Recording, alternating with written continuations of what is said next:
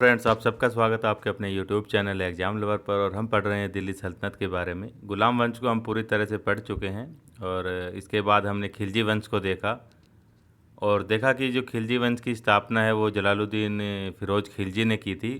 उसके बाद 1296 ईस्वी के अंदर क्या हुआ, जो उसका भतीजा था अलाउद्दीन खिलजी, उसने फिरोज खिलजी की हत्या कर दी और ख़ुद वो बादशाह बन गया था। उसके बाद जो अलाउद्दीन खिलजी है उसकी भी 1316 ईस्वी के अंदर मृत्यु हो जाती है। रोगों की चपेट में आ गया था, वो काफ़ी रोग हो गए थे तो उसकी वजह से उसकी मृत्यु हो जाती है। तो आज हम वैसे पढ़ने वाले हैं जो गयासुद्दीन तुगलक है, जिसको कि हम गाजी मलिक के नाम से जानते हैं, जिसने कि दिल्ली सल्तनत के अंदर तुगलक वंश की स्थापना की थी। लेकिन गयासुद्दीन तुगलक को पढ़ने से पहले हमें कुछ और भी डिस्कस करना होगा कि जो अलाउद्दीन खिलजी था उसकी तो मृत्यु हो गई थी 1316 ईस्वी के अंदर। लेकिन उसके बाद में कौन कौन से कुछ शासक बने। अलाउद्दीन खिलजी के कुछ उत्तराधिकारी रहे थे, ज़्यादा कुछ खास नहीं थे, ज़्यादा लंबे समय तक राजपाट नहीं संभाल पाए थे, तो उनके बारे में हम डिस्कस कर लेते हैं एक स्लाइड में। फिर उसके बाद हम आगे बढ़ेंगे और पढ़ेंगे गाजी मलिक के बारे में, जिसने कि गयासुद्दीन तुगलक के नाम से उपाधि धारण करके वो दिल्ली सल्तनत का सुल्तान बनता है और तुगलक वंश की स्थापना की थी। तो चलिए फ्रेंड्स, स्टार्ट करते हैं आज की क्लास। तो अब देखिए, जो अलाउद्दीन खिलजी है, जैसा कि मैंने पिछले चैप्टर में आपको बताया था कि 1316 ईस्वी में रोगों की जकड़ में आ गया था अलाउद्दीन खिलजी और उसकी मृत्यु हो जाती है 1316 ईस्वी के अंदर। उसके बाद क्या होता है वो देखिए आप। उसके बाद जो शासक बना था वो कौन बना था, उसका नाम था शिहाबुद्दीन उमर खिलजी। तो ये अलाउद्दीन खिलजी का बेटा ही था, लेकिन जो इसकी उम्र थी वो काफ़ी कम थी। ये 3 या 4 साल का रहा होगा उस, या यूँ 4 या 5 वर्ष का होगा जब ये शासक बना था। तो इसको राजगद्दी पर बैठाकर अलाउद्दीन खिलजी ने क्या किया था, जो मलिक काफूर है, मलिक काफूर आपको पता ही है कि गुजरात से ख़रीदा गया था उसको 1000 दिनार में, उसको 1000 दिनारी भी बोलते हैं।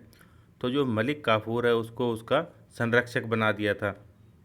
यानी कि जो नाम के लिए तो सत्ता किसकी होगी, शिहाबुद्दीन उमर खिलजी की, लेकिन जो राजपाट को संभालेगा, देख रेख कौन करेगा, वो मलिक काफूर करेगा।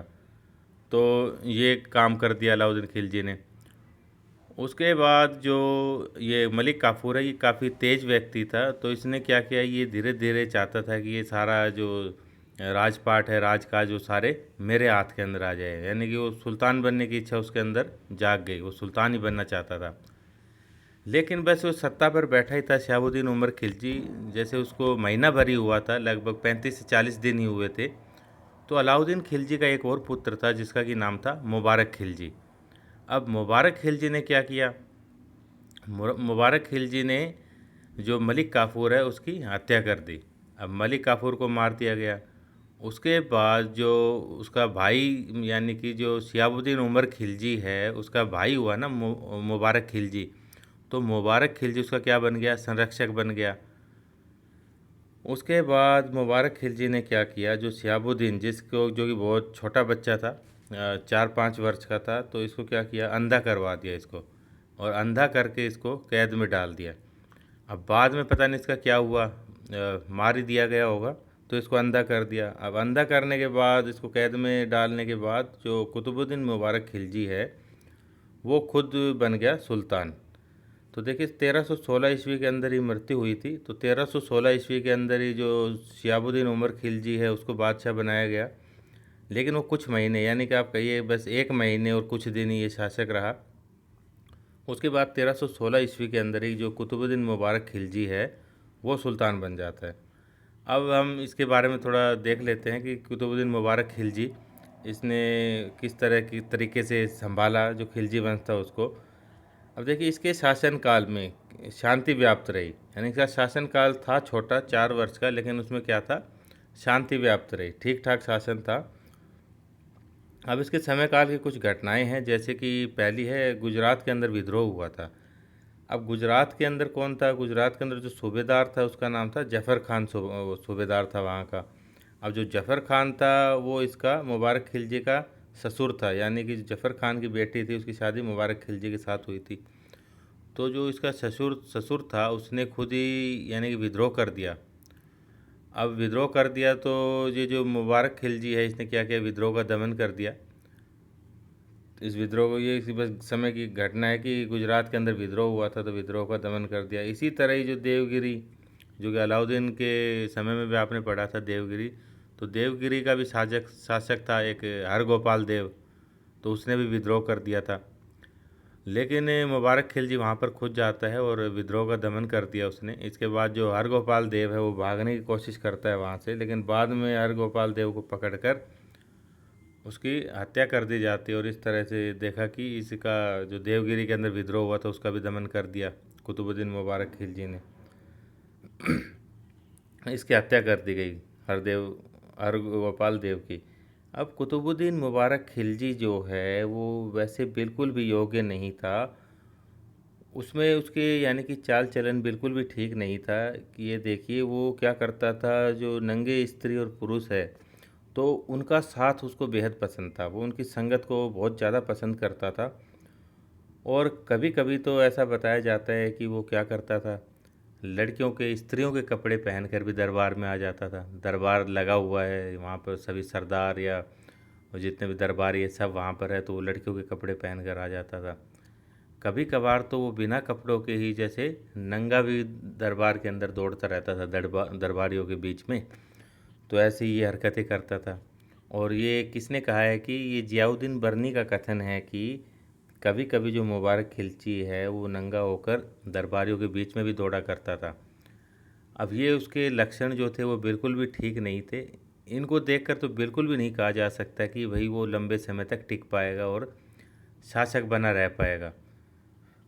तो बहुत ही कम समय तक रहा, 4 साल तक। काफ़ी विवादित कार्यकाल था इसका। इसके बाद देखिए इसके कुछ काम भी थे जो कि इसने किए थे अपने शासनकाल के अंदर, जो कि बेहद ही प्रशंसनीय है। जैसे कि इसके समय काल में, अलाउद्दीन खिलजी के समय काल में जो भी राजनीतिक बंदी बनाए गए थे जैसे युद्ध वगैरह के दौरान, तो उन बंदियों को रिहा कर दिया गया था इसके समय के अंदर, तो रिहाई दे दी गई। और इसने ऐसी व्यवस्था भी प्रारंभ की कि जो सेना के अंदर सैनिक है उनको 6 महीने का अग्रिम वेतन भी दिया जाने लगा। इसके अलावा जो अलाउद्दीन खिलजी के शासनकाल के अंदर जो विद्वान या महत्वपूर्ण व्यक्ति थे, जिनसे कि अलाउद्दीन खिलजी ने क्या था, ज़मीन जायदाद या जागीरें जिनकी छीन ली थी, तो इसने एक अध्यादेश जारी किया मुबारक खिलजी ने कि ऐसी जो भी जागीरें जो कि छीनी गई है उनको क्या किया जाए, वापस कर दिया जाएगा जिनसे छीनी गई है। तो ये किया।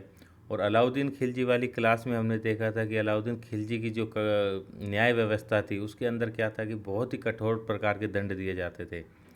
उसके अलावा जो उसकी बाजार नियंत्रण प्रणाली थी उसके अंदर भी काफ़ी कठोर कानून बनाए गए थे। वो पता है जितना भी भाई लोग कम सामान तोलते थे तो उतना ही वजन का उनके शरीर के अंदर से मांस निकाल लिया जाता था। तो बेहद ही खतरनाक कानून बनाए गए थे अलाउद्दीन खिलजी के समय में। तो मुबारक खिलजी ने क्या किया, ये जो अलाउद्दीन खिलजी की कठोर दंड व्यवस्था थी या फिर बाजार नियंत्रण प्रणाली के अंदर कठोर कानून थे, इनको क्या किया उसने समाप्त कर दिया था। इसके अलावा जो कुतुबुद्दीन मुबारक खिलजी है उसने कुछ उपाधियाँ भी धारण की थी, जैसे कि अल इमाम और या उल इमाम, उसके अलावा खिलाफत उल्ला, ये उपाधियाँ उसने धारण की थी। और ये जो मुबारक खिलजी है इस्लाम धर्म का अपने आप को क्या मानता था कि सर्वोच्च प्रधान मानता था, कि इस्लाम धर्म का जो सर्वोच्च प्रधान है वो कौन होता है, सुल्तान होता है, यानी कि मैं इस्लाम धर्म का सर्वोच्च प्रधान हुआ। और उसने अपने आप को पृथ्वी पर क्या घोषित किया था कि भाई मैं स्वर्ग या फिर पृथ्वी का दोनों जगह का खलीफा हूँ, उसने अपने आप को ऐसा घोषित किया था। तो ये काम हो गया। अब ये मुबारक खिलजी जो है ये अब जो प्रारंभ में इसने जो विद्रोह दबाए थे जैसे कि गुजरात और देवगिरी के अंदर, तो ये सफल हो गया। तो इसके बाद बस ये यानी कि बहुत ज़्यादा घमंड में आ गया इसका, बस अपना अपना जो सारा समय है वो इसके साथ ही बिताने लगा, स्त्री पुरुषों के साथ में। जैसा कि बताया कि ये नग्न स्त्री पुरुषों की संगत को पसंद करता था, उनको बहुत ज़्यादा से ज़्यादा ये समय देने लगा। तो ये काम करने लगा। लेकिन उसने क्या किया कि जो अब राजपाट संभालने के लिए भी कोई चाहिए, तो इसके दरबार में एक गुजराती व्यक्ति रहा करता था जिसका कि नाम खुसरो खान था। वैसे ये हिंदू धर्म से संबंध रखता था, लेकिन बाद में इसने जैसे इस्लाम धर्म अपना लिया था और नाम अपना खुसरो खान रख लिया था। तो खुद तो ये बिजी रहने लगा मुबारक खिलजी, भाई ये लड़के लड़कियों के प्रेम में बिजी रहने लगा, और जो राज कार्य वो किसको दे दिया इसने, खुसरो खान को दे दिया। उसको अपना प्रधानमंत्री बनाया और सारा जो कार्यभार है उसके ऊपर छोड़ दिया। अब खुसरो खान जो है वो बहुत ही महत्वाकांक्षी व्यक्ति था, और वो उसके दिमाग में कुछ और ही चल रहा था। वो चाहता था कि भाई किसी भी तरीके से जो मुबारक खिलजी है उसको रास्ते से हटाया जाए और ख़ुद सुल्तान बना जाए। तो उसका एक साथी था जो खुसरो खान था, नसरुद्दीन खुसरव शाह। तो उसने क्या किया, 1320 ईस्वी के अंदर खिलजी खान, जो खिलजी है उसकी हत्या कर दी थी। अब हत्या कर दी तो नया जो सुल्तान है वो कौन बन जाता है, वो खुसरो खान बन जाता है। 1320 ईस्वी की बात है। तो ये तो अब तक हमने जो पढ़ा वो था अलाउद्दीन खिलजी के बाद जो उसके उत्तराधिकारी हुए थे, जो कमज़ोर उत्तराधिकारी हुए थे, उनके बारे में हमने पढ़ा। तो अब आगे शुरू करते हैं कि इसके बाद क्या हुआ।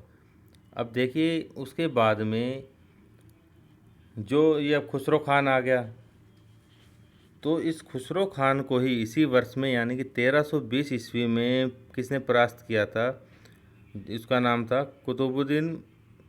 देखिए जो कुतुबुद्दीन मुबारक खिलजी जिसके बारे में कि अभी हमने पढ़ा, जब उसका शासनकाल था तो जो उत्तर पश्चिमी सीमा प्रांत है यानी कि जो अफ़गानिस्तान वाला एरिया है वहाँ का गवर्नर हुआ करता था एक। तो उस गवर्नर का क्या नाम था, उसका नाम था गाजी मलिक नाम था उस गवर्नर का। अब इस गवर्नर ने क्या किया, अब जैसा कि 1320 ईस्वी के अंदर मुबारक खिलजी की हत्या करवा दी गई है खुसरो खान के द्वारा। खुसरो खान ने वहाँ पे दिल्ली की राजगद्दी को संभाल लिया। तो ये जो गाजी मलिक है इसने 1320 ईस्वी के अंदर खुसरो खान को पराजित कर दिया, और उसके बाद गयासुद्दीन तुगलक के नाम से इसने दिल्ली सल्तनत की राजगद्दी को संभाला, और एक नए राजवंश जिसे कि तुगलक वंश के नाम से जानते हैं उसकी स्थापना कर दी। किसने कर दी, जो गयासुद्दीन तुगलक है उसने। यानी कि अब दिल्ली सल्तनत के अंदर किस राजवंश की स्थापना हो चुकी है, तुगलक वंश की। और इसका जो संस्थापक था वो कौन था, गाजी मलिक, जिसको कि हम गयासुद्दीन तुगलक के नाम से भी जानते हैं। अब जो ये गयासुद्दीन तुगलक है इसके बारे में महत्वपूर्ण जानकारी के जो दो स्रोत ये हैं कि एक तो बिहार के जो मैथिली भाषा के कवि हैं विद्यापति, जो उनकी लिखी हुई रचनाएं हैं उसके अंदर गयासुद्दीन तुगलक के बारे में बहुत सारी जानकारियाँ प्राप्त होती है। उसके अलावा मुल्तान के अंदर एक क्या है, एक मस्जिद है, वहाँ पर भी अभिलेख लगा हुआ है, उससे भी कुछ जानकारी मिलती है। अब जो मुल्तान की मस्जिद के अंदर जो अभिलेख लगा हुआ है उसके अंदर क्या बताया गया है कि जो गयासुद्दीन तुगलक है उसके समय के अंदर मंगोलों ने 29 लड़ाइयाँ की थी, 29 बार आक्रमण किया था, और जो गयासुद्दीन तुगलक है उसने क्या किया था, उन सबको परास्त किया था। तो ऐसा कुछ लिखा हुआ है। अब देखिए जब ये दिल्ली सल्तनत पर यानी कि इसने कब्जा किया तो इसने क्या किया, गाजी की उपाधि धारण की। अब गाजी क्या होता है, गाजी होता है यानी कि धार्मिक योद्धा, जो धर्म के लिए जो लड़ाई करता है ऐसा योद्धा, उसको क्या बोलते हैं, गाजी। या फिर कह सकते हैं कि जो काफिरों का वध करने वाला धार्मिक योद्धा है उसको क्या बोलते हैं, गाजी बोलते हैं।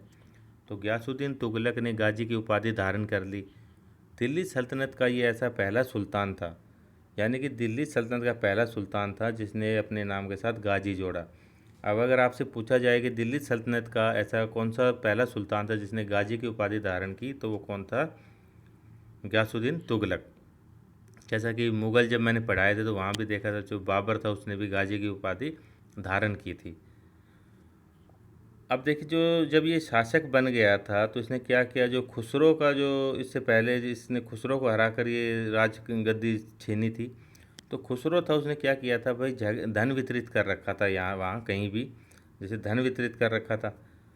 तो इसी धन को पुनः प्राप्त करने के चक्कर में इसका क्या हो गया था, जो सूफी संत है निजामुद्दीन औलिया उससे विवाद हो गया था। तो ये विवाद होने के बाद ही जैसे निजामुद्दीन औलिया ने इससे क्या कहा था गयासुद्दीन तुगलक से कि दिल्ली अभी दूर है। तो दिल्ली अभी दूर है, वैसे ये जो वाक्य है तो इसका प्रयोग वैसे आप काफ़ी जगह पढ़ेंगे भाई, अलग अलग जगह पर बताया गया। जैसे मैंने यहाँ बता दिया कि पैसों का जो वितरण था उसको पुनः प्राप्त करने के चक्कर में ऐसा कहा। कहीं पर है कि जो इसका बेटा था गयासुद्दीन तुगलक का, जोना खान, वो इसके पास चला गया था तो उसके सुल्तान बनने की घोषणा कर दी थी निजामुद्दीन औलिया ने, तो उस चक्कर में कहा था कि दिल्ली अभी दूर है। तो एक दो जगह इसका यूज मिलता है, लेकिन ये बस याद रख ले बात कि दिल्ली अभी दूर है ये किसने कहा था, जो सूफी संत निजामुद्दीन औलिया उसने किससे कहा था, गयासुद्दीन तुगलक से कहा था। तो ये बात हो गई इम्पोर्टेंट। बढ़ते हैं आगे। अब हम देखते हैं कि जो गियासुद्दीन तुगलक है उसके समय के अंदर कौन कौन से महत्वपूर्ण अभियान किए गए। अब देखिए, जो पहला अभियान है वो है 1321 ईस्वी के अंदर हुआ था। जो गियासुद्दीन तुगलक है इसने क्या किया था, वारंगल वहाँ पर आक्रमण किया। वारंगल यानी कि जो वर्तमान में हैदराबाद वाला एरिया है, तेलंगाना, वो तो वारंगल पर आक्रमण कर दिया। तो वारंगल का जो शासक था वो कौन था, वो काकतीय वंश था वहाँ पर, और शासक जो था वो था राजा प्रताप रुद्रदेव, वो वहाँ का शासक था। लेकिन गियासुद्दीन जो तुगलक है वो उसको परास्त नहीं कर पाया, खुद असफल हो जाता है। तो ये अभियान बस असफल होकर वहाँ से लौट आया। फिर उसके 2 साल बाद यानी कि 1323 ईस्वी के अंदर ये दोबारा वारंगल पर अपना अभियान करते हैं।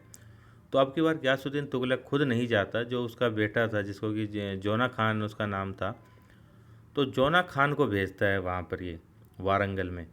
अब देखिए, जो जोना खान है उसका रियल नेम तो जोना खान हो गया, लेकिन बाद में जब ये सुल्तान बनेगा तो मोहम्मद बिन तुगलक के नाम से ये बनेगा। इसके बारे में भी हम पढ़ेंगे अभी, मोहम्मद बिन तुगलक के बारे में। तो मोहम्मद बिन तुगलक यानी कि जोना खान ने आक्रमण किया, और राजा वही है प्रताप रुद्रदेव। लेकिन इस बार क्या हुआ, जो जोना खान है उसने क्या किया, वारंगल पर अपनी विजय कर ली, विजय स्थापित कर ली वहाँ पर। तो इस तरह से देखिए, जो वारंगल है वो क्या हुआ, दिल्ली सल्तनत के अंदर शामिल कर लिया गया। अब अलाउद्दीन खिलजी ने भी दक्षिण के अंदर खूब प्रदेशों को जीता था, लेकिन उसका क्या था भाई, जो वहाँ के दक्षिण के प्रदेश उनको जीत लिया, लेकिन क्या था, वहाँ से वो वार्षिक रूप से कर लिया करता था। लेकिन जो गियासुद्दीन तुगलक है उसकी नीति बिल्कुल भी अलग थी। उसने क्या किया, जो भी वो प्रदेश को जीता जैसे दक्षिण के अंदर, उसको डायरेक्ट दिल्ली सल्तनत के अंदर मिला लिया। तो ये यानी कि पहली बार ऐसा हुआ था दिल्ली सल्तनत के अंदर कि जो दक्षिण के प्रदेश थे उनको क्या किया गया था, दिल्ली की सल्तनत के अंदर डायरेक्टली मिला लिया गया था।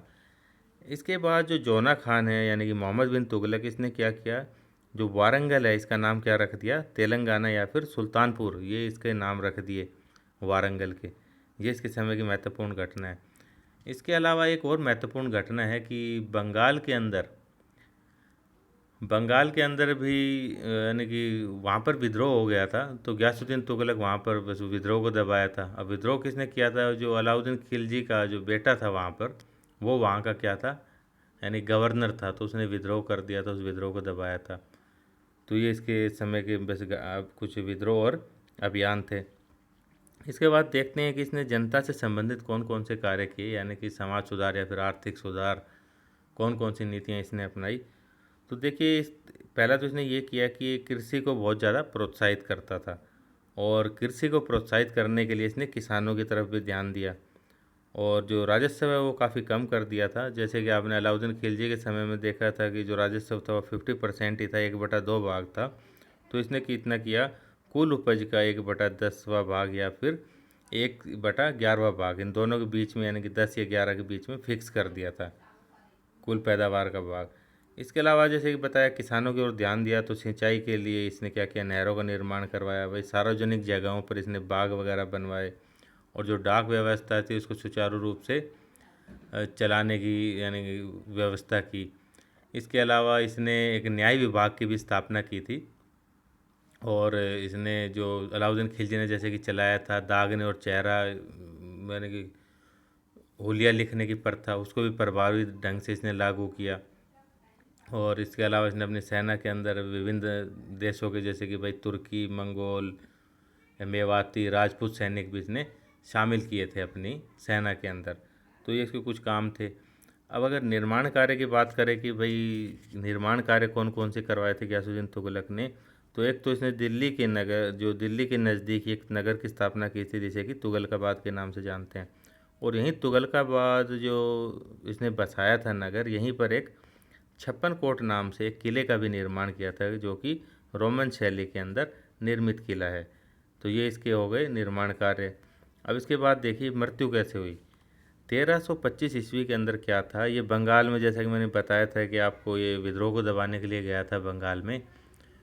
तो जब ये वहाँ पर इसने विजय प्राप्त कर ली, अब जब ये वापस आ रहा था वहाँ पर, तो जोना खान ने क्या कर रखा था, इसके स्वागत के लिए एक लकड़ी का एक बड़ा सा गेट बनवाया हुआ था दिल्ली में। जैसे एंट्री करेगा जहाँ पर, तो वहाँ पर एक गेट और महल टाइप का बनवाया हुआ था इसके स्वागत के लिए जोना खान ने। अब ये बंगाल विजय करके जब लौटता है, जब ये वहाँ उस जो लकड़ी के महल से जैसे ही निकलने लगा तो क्या होता है, वो महल गिर गया था। तो उसके नीचे दबने की वजह से ही 1325 ईस्वी के अंदर गयासुद्दीन तुगलक की मृत्यु हो गई थी, वो मर गया था। अब कुछ इतिहासकार है जैसे कि बर्नी और फरिश्ता, तो इनका क्या मानना है कि भाई ये जो है किसी की चाल नहीं थी, ये नेचुरली क्या हुआ कि बिजली गिरी और उसकी वजह से ये लकड़ी का महल गिर गया, उसकी वजह से जो गयासुद्दीन तुगलक है वो दब गया और उसकी मृत्यु हो गई। लेकिन कुछ अन्य इतिहासकार जैसे कि इब्न बतूता जो कि मोरक्को का यात्री था, और इसामी, ये दोनों मानते हैं कि ये जोना खान का षड्यंत्र था, जोना खान की ये चाल थी, उसने जानबूझकर उसको ऐसे मरवा दिया था ताकि वो भाई सुल्तान बन पाए।